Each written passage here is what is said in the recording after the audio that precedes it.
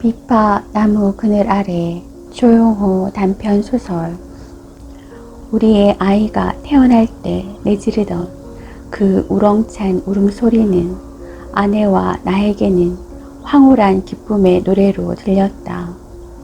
건강한 남자 아이였다. 하지만 불행하게도 그 아이는 우리들 곁에서 만 6년을 살다가 저 세상으로 먼저 떠났다. 아이의 육신은 화장을 한 뒤 낙골당에 안치했다.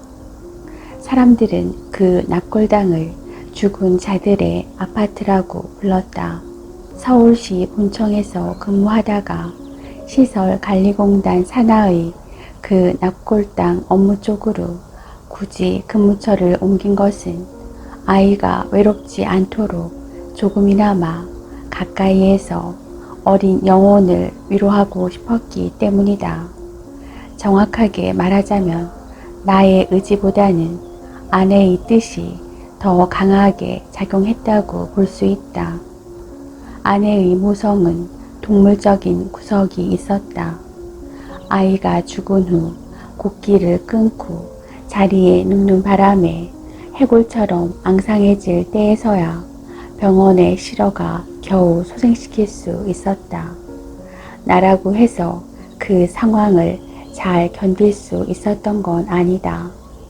사는 게 근원적으로 늘 허전하고 어디 쉽게 마음 붙일 곳을 찾지 못하던 차에 아이까지 그렇게 가버리자 솔직히 나는 아내보다 더 혹독한 심리적인 공황 상태를 겪어야 했다. 하지만 아내와는 달리 나에게는 결정적으로 술이라는 벗이 있었다. 근무 시간에 술을 마시는 것은 징계 사유에 해당됐지만 조문객들이 놓아놓고 간 소주를 입에 대기 시작하면서 늘 낮에도 취해서 살았다. 아내는 늘 그런 나를 타박했다. 새 아이를 만들어야 하지 않느냐고 침울한 목소리로 채근하곤 했다. 그러나 어쩌다 잠자리를 가져도 새로운 영혼은 우리에게 깃들지 않았다. 공단에서 운영하는 인터넷상의 사이버 추모의 집이 세상에 알려지기 시작하면서 나의 일거리도 늘어났다. 일일이 추모의 글을 모니터하면서 그 중에서 가장 슬프고 고인에 대한 절절한 감정이 묻어나는 편지를 골라서 글을 올린 유족들에게 답장을 띄우는 게 나의 새로운 일거리였다. 번호 325, 작성자 김소희. 제목, 보고 싶은 아가야. 아가야, 너를 보내고 난 뒤 엄마는 단 한 번도 너를 잊은 적이 없구나. 따뜻하고 발그레한 너의 볼을 한 번이라도 좋으니 다시 부려볼 수 있다면 엄만 다른 소원이 없겠다. 아가야, 이 편지 받는다면 잠시만이라도 엄마 앞에 나타나 줄 수 없겠니? 무엇이 그리 급해서 네 생일을 하루 남겨두고 그렇게 서둘러 떠나버렸니? 아가야, 네가 이 편지를 읽을 수 있다면 제발 엄마에게 답장이라도 해주렴. 제목 325번에 대한 답장. 작성자 하늘나라. 귀하의 슬픔을 진심으로 위로합니다. 당신의 아이는 이곳 하늘나라에서 행복하게 살고 있습니다. 편지는 잘 전해주겠습니다. 부디 너무 비통해 하지 마시고 지상에서 편안하게 살다가 그곳에 세월이 닿으면 이곳에서 반갑게 상봉하시기 바랍니다. 사이버 추모의 집에 마련된 하늘나라 우체국에는 하루 종일 다양한 내용의 글들이 올라왔다. 남편에게, 아버지, 어머니에게 올리는 다양한 그리움과 추모의 정이 가득 찼다. 게시판을 지켜보고 있노라면 이렇게 죽은 이들이 많을까 새삼스럽게 전율이 일 정도였다. 조문객들이 망자의 아파트 앞에 놓아두고 간 술들을 거두어 들인 후 퇴근 무렵에 몽롱한 기분으로 답장을 쓸 때쯤에는 석양이 낙골당 구석구석을 황금빛으로 비추어내곤 했다. 그럴 수밖에 없는 일이지만 나에게는 수많은 추모 편지 중에서도 어린 아이의 죽음을 애도하는 글들이 유독 눈에 띄었던 게 사실이다. 아이들의 죽음을 애통해하는 모든 글들이 마치 내 아이에게 보내는 편지처럼 읽혔다. 어쩌다 일찍 퇴근해 집에 들어가면 아내는 컴퓨터 앞에 앉아 열심히 죽은 아이에게 편지를 쓰고 있었다.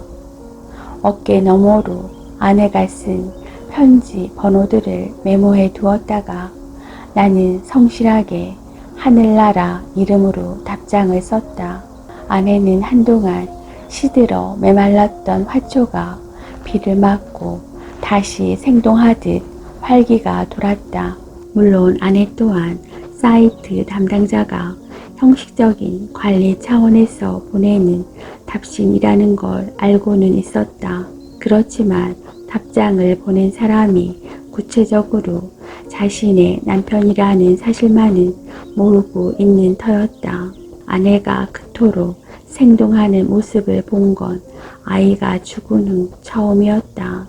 죽은 아이에게 편지를 쓸 수 있고 또한 답장을 받을 수 있다는 사실은 적지 않은 위안이었다. 하지만 아내는 하늘나라 우체국에 다분히 병적으로 집착하고 있었다. 컴퓨터에 문제가 생겨 하루라도 아이에게 편지를 쓰지 못하는 날이 생기면 신경이 예민해져서 극도의 불안 증세를 보였다. 하늘나라 우체국은 처음에는 위로의 기능으로 작동했지만 정작 아이의 죽음에서 해방되지 못하도록 아내를 옥죄고 있었던 것이다. 언제까지나 아내에게 답신을 보내는 하늘나라의 주인공이 다른 사람이 아닌 바로 그네의 남편이요 죽은 아이의 아빠라는 사실을 감출 수는 없었다. 나는 아내가 하루빨리 죽은 아이에게서 해방돼 현실로 돌아오길 바랬다. 그래서 그런 답신을 남겼던 것이다. 번호 956 작성자 하늘나라. 아이의 부탁으로 귀하에게 마지막 답신을 보냅니다. 귀하의 편지들은 아이에게 잘 전달되고 있습니다. 아이는 귀하께서 새로운 삶을 시작하기를 간절히 바라고 있습니다. 귀하의 슬픔을 위로하기 위해 당신의 둘째 아이의 몸을 빌어 다시 돌아가겠다고 하오니 귀하께서는 다시 올 새 아기를 위해 마음을 가다듬으시고 새 생활을 도모하시기 바랍니다. 아내가 하늘나라 우체국의 주술적인 차원으로까지 의지했던 만큼 답신의 효력은 금방 나타났다. 아내는 내가 아무리 늦은 밤에 술에 취해 귀가해도 그냥 자지 않았다. 하지만 새 아이는 쉽게 오지 않았다. 아내의 상화 때문에 함께 병원을 찾기도 했다. 의사는 아내는 물론 나에게도 아무런 문제가 없다고 아주 심드렁하게 말했던 것 같다.